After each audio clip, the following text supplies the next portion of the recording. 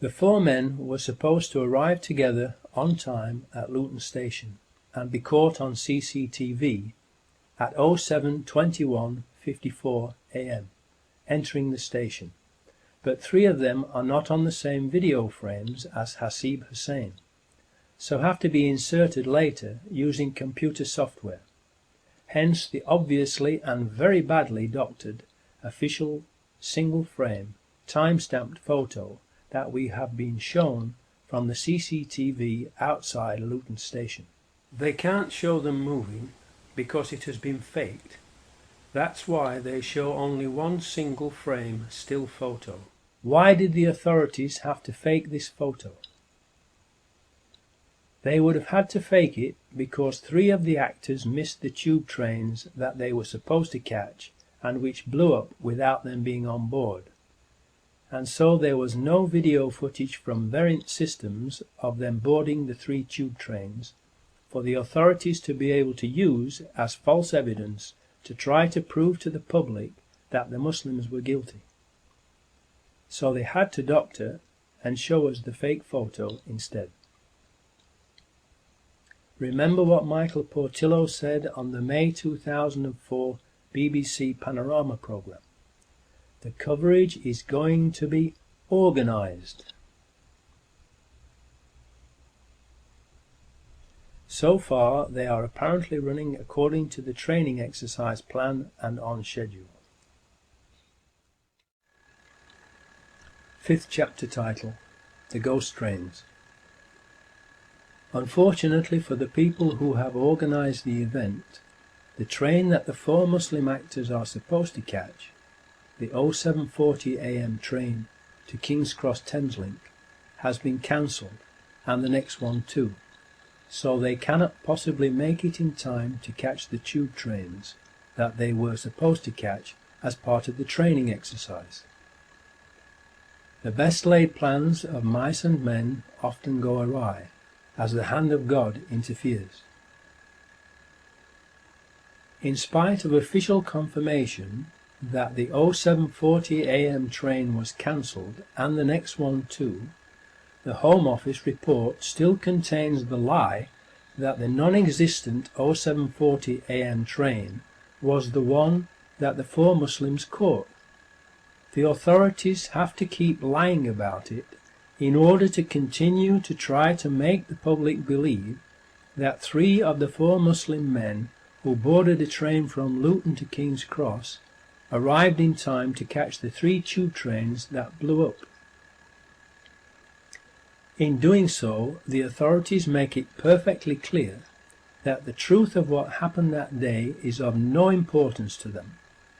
It is obvious from their actions that the only thing that is important to the authorities is to make us believe what they had already planned to make us believe, even when the facts prove it to be a lie.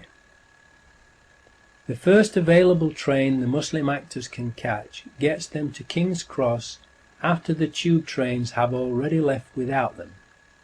Hasib Hussain splits off from the other three at King's Cross Thameslink station, because he still has time to catch the number 30 bus as his part in the mock terror exercise. When the tube trains they were supposed to catch are blown up, the other three smell a rat and realise they have been duped and are Muslim patsies who will be blamed for the attacks, and everyone knows what happened to Lee Harvey Oswald. The Muslims are not from London. Their homes are many miles away, and so they are like fish out of water, and have no idea what to do or where to go and hide. They realise that they can't go home, and do not know anyone in London whom they can trust. The phones are all not working, first of all because they were jammed and then shut down by the authorities. So they cannot phone anyone to tell them what has happened. What can they do to prevent themselves from being wrongly blamed for the explosions? What would you do in that situation?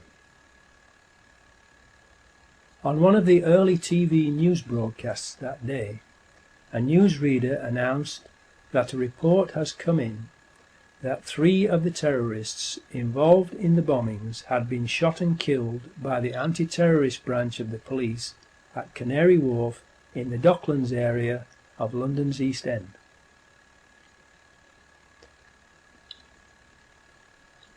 The announcement was made only once and never repeated, for obvious reasons. How could suicide bombers possibly have survived the tube train bombings and then been in the Docklands to be shot? In a New Zealand Herald newspaper article, it says that 2 people were shot dead outside the HSBC building, and in Canada's Globe and Mail newspaper, only 1. There is another newspaper report that the police shot a suicide bomber outside the Credit Suisse First Boston Bank, which is approximately 1,400 feet or 467 yards away from the HSBC building, measured door to door. The 2 buildings are very different in both shape and size, and 467 yards apart, and thus they are not easily confused with each other.